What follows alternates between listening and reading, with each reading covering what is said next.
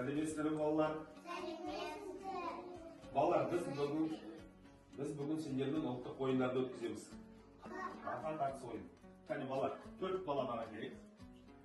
Бер жаққа Максим. Шаба Арсен. Балалар, 1, 2, 3 бастаймыз. Дайсыздар ма?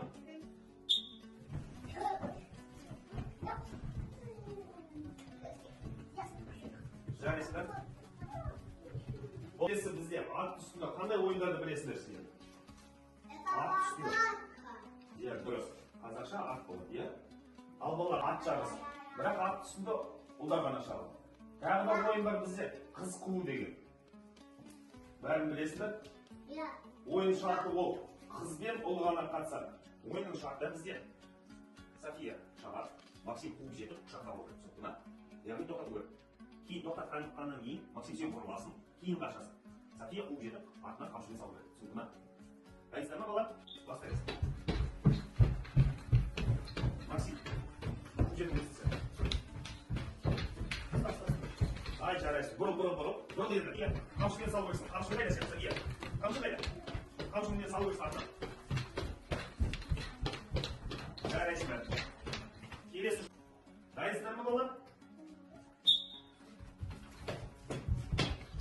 Арсен қуып жет.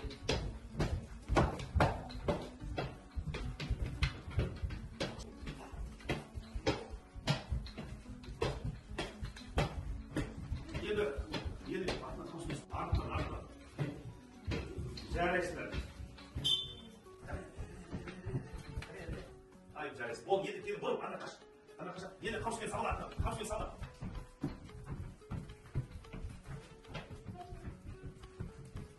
Жарайсыңдар балалар. Айналмай шабамыз. Кім бірінші келе сол? Жарыстың жеңімпазы алады.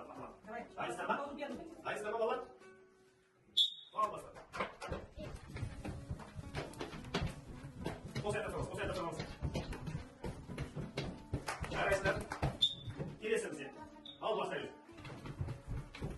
Секірім. Тимур, сен. Шап. Тимур.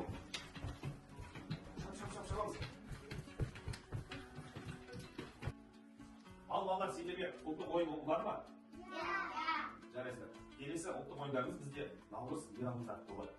Сол кезде біз жақсылап дайындалып, аттарымызды таптап шабамыз, иә? Қош сау болыңдар.